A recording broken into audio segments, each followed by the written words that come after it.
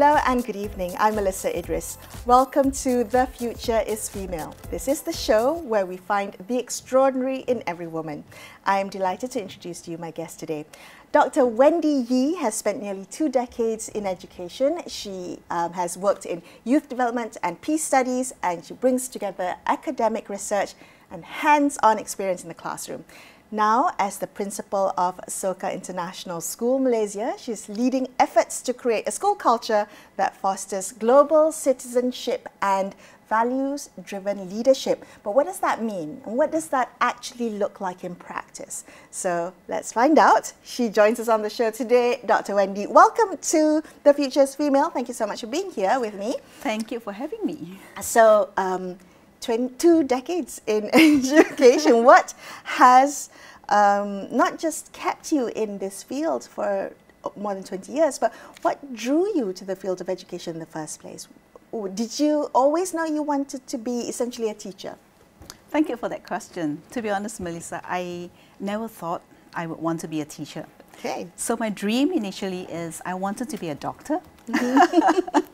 But unfortunately, I wasn't a very bright student at school. I was struggling academically.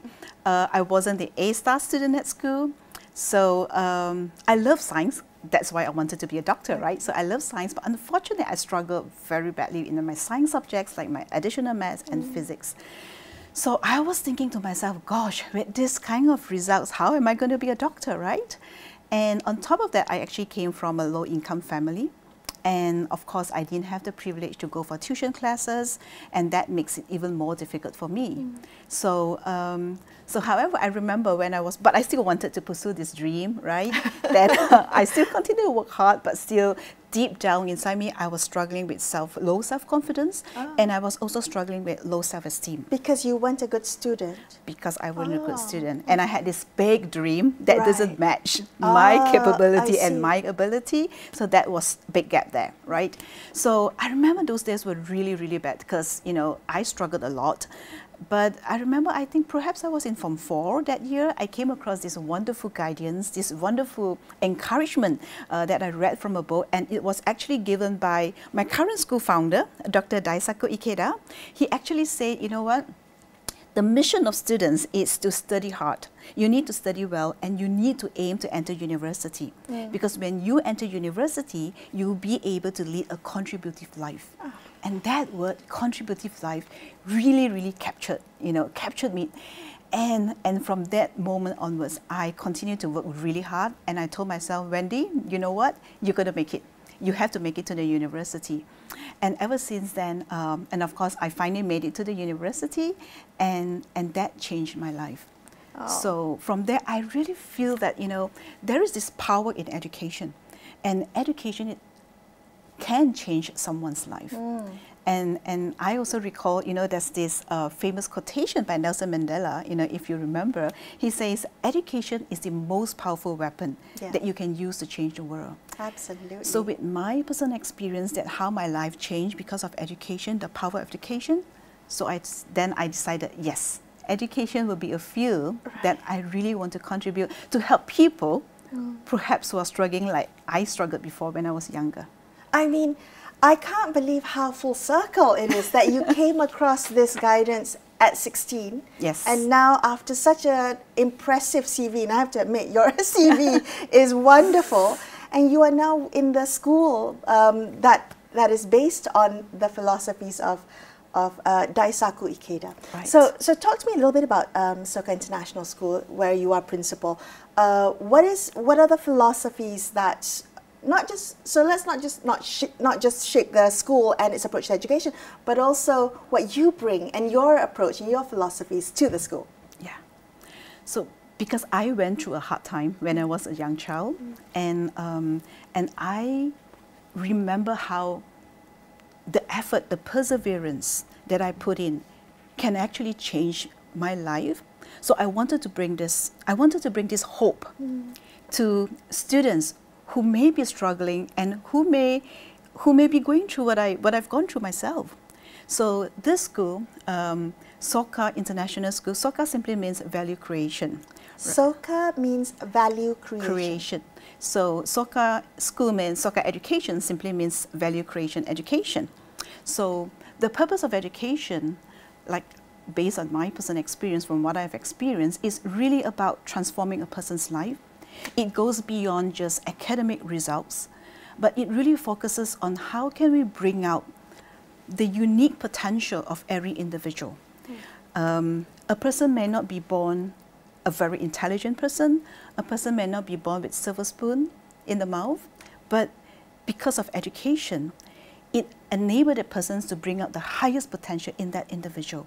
And this higher potential will be something that this individual can contribute to the society, can make a change, can make an impact, can transform society. And these are the kind of values that I really, really wanted to bring to the school and to bring to the students to enable them to see education is beyond just academic grades, and it is beyond just academic results. Okay, can I ask you what that looks like? I mean, it sounds appealing that we are creating such holistic, well-rounded children in the course of their education, especially at such a pivotal point in their lives, right? So they're so impressionable and, you know, impressionable. So let's talk to me about what that means in practice. Value creation education. Right. What does it look like? Yes. So value creation education, it's something like, you know, having the kind of education that helps students to develop the capacity for them to be able to find meaning, to enhance the value of their own life, and to be able to contribute to society, right? Okay. Now, to put it in practical terms, it means to develop students with wisdom, being able to apply knowledge into solving real-world problems. Now, let me give you an example. Like in school, for the geography class, we teach climate change. In biology classes, we teach about ecological systems, stuff like that. So these are the knowledge that students acquire from, you know, attending those classes. But value-creating education means you need to have the wisdom to be able to apply this knowledge about ecological system, about climate change, into understanding what are the challenges that people are facing today in many parts of the world because of climate change, right? Because of the flood, and in some countries which are low-lying regions, you know, the agricultural livestock are just, you know, gone, and people do not have enough food on the table. So how can you then use the knowledge that you have acquired and in helping to come up with sustainable solutions to help these people who are struggling, like in the real life situation? So that you need wisdom, right? And this is what value creation education is all about. It's not just acquiring the knowledge, but to be able to apply into something meaningful, something impactful, something that benefit yourself and the community. Something that can help others, the Absolutely. Contributive life. To lead a contributive life. Talked about. Yeah. Okay. I can imagine that, you know, it's wonderful to think about education in that holistic way, but in a system that prioritizes grades and standardization, are there trade-offs that need to be made? Definitely. It is not easy because I think in society today, a lot of parents and a lot of students, they still see that, you know, it's as though the end goal of education is all about grades. It's the A's. Right. How many it's A's about did the you A's, get? right? And why did you get 99? Why didn't you get 100, right? So it's really about, I mean, society today still, unfortunately, is still putting a lot of emphasis on grades and test scores, right? Well, these are important, right? We are not denying that these are not important, these are important. But we also need to understand how the world have changed, how society have evolved, and what are the challenges that the young people are facing today. So I think in one of the recent statistics, it shows that 1 in 4 children, 1 in 4 young adults or teenagers are actually struggling with mental health. 1 in 4 children are struggling with depression, with anxiety. So is education addressing these problems as well? So if we are just focusing on test scores and grades, so what about this emotional side of the students? What about the well-being of the kids? So if their well-being and if their emotional state of mind is not being taken care of, there's no way this poor child can excel academically. And when this child does not excel academically, it doesn't mean that the child is stupid. You know, some parents will use labels. Oh, you're lazy, you're not doing well, you know. So the labels are always there for the child, which I think is totally unfair. Because the society has changed so much, the society has evolved so much to the point that, you know, like social media is just at the palm, right? Yeah. So constantly they are bombarded with tons of information where these young people don't even have the capacity to filter this information and to safeguard themselves yet. Because I think we all know that for young people, teenagers especially, the front part of their brain, which we call the prefrontal cortex, is not fully developed until 25 years old. And this is the part of the brain that helps them in terms of emotional regulation, rational thinking, right? And because they don't have this part of the brain fully developed at this age, there's no way they can manage the emotions, you know, the impulsiveness and stuff like that. And hence, if they aren't able to manage this part of the, you know, this part of the emotions, obviously depression kicks in, anxiety kicks in, right? And when these things happen, and you continue to talk to them about what's your grade, why you're not getting an A, you know, it doesn't make sense. Right. So I really would like to see, you know, how education address a student as a human instead of just focusing on the cognitive ability of the student. We also need to look at the affective side, which is the social emotional, the psychological well-being of that side of the child is equally important, if not more important now and in the future than before.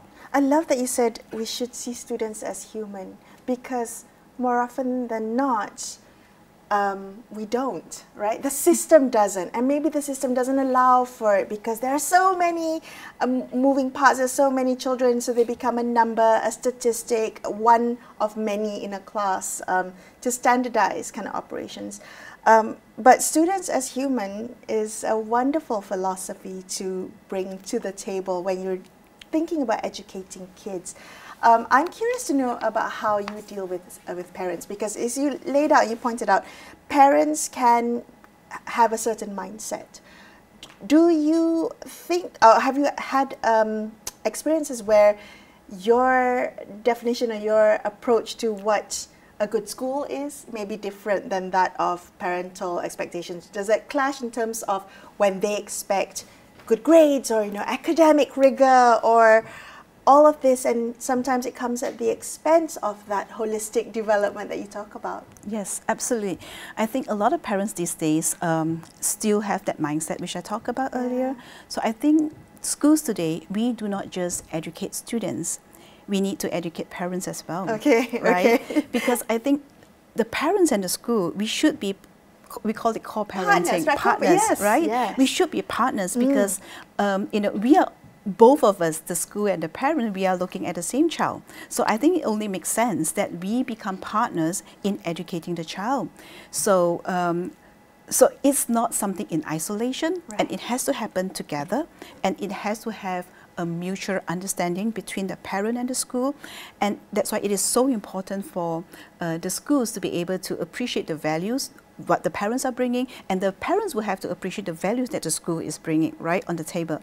So that's the reason why one of the admission process that we have for students coming to our school, I think this is not commonly done in many schools, but it's done in my school, is we have this process where parents will have to come to school and we conduct an interview with the parents to make sure that the parents is actually on the same page with, you know, what we believe, you know, what we wanted to do in school.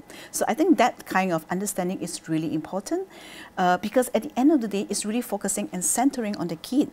Because if you imagine the school is saying, okay, let's do this, and these are some good values. But when the child goes home, the parents are saying something different, right? And the victim will be the child. The child will be trapped in between, look, shall I listen to my mom or shall I listen to the teacher? The poor child will be confused, right? So in order to avoid such confusion and in order to ensure that the child have a, you know, like a holistic understanding of what the right values are, and it has to be consistent, right? And then from the school back home and back home to the school. So that conversation between the school and the parent is essential. And this is the reason why I think one of our school mottos, so we have a school motto that is to be a genuine learner and to be a global citizen. And this school motto obviously was given by the school founder. And then we realized that when he says, you know, let us all be genuine learners, then we realized it wasn't for the students. You know, usually when we have the school motto on the wall, it's like, okay, students, this is the school motto, right? Yeah, yeah. But we realized the school motto wasn't just for the students. It was actually for the teachers and staff, and it was for the parents as well. Being a genuine learner. For the parents and the teachers? Indirectly. Okay. You know, because I think before we can call ourselves an educator, we have to be a learner ourselves. We have to learn. We have to continue learning. We have to unlearn, relearn, and continue to learn. Because the generations that we are dealing with today is a very different kind of generation. Yes. I may have 20 or 30 years of teaching experience, but it doesn't mean I'll be able to teach the current generation. So I have to unlearn, relearn, and learn so that I can be able to relate to the current generation. And that's what genuine learning is all about. Dr. Wendy, can you tell me a bit more about that? How you've seen education evolving, and I understand education will continuously evolve. You know, technology and pedagogical methods and changing societal needs and values. Right? In your time that you've been in this field, what's changed the most? How have you had to evolve and adapt to what it is today, education is today? I think first and foremost we have to know what is the center of education. Who should be at the center of education? So the center of education is the students. So every generation students are different, right?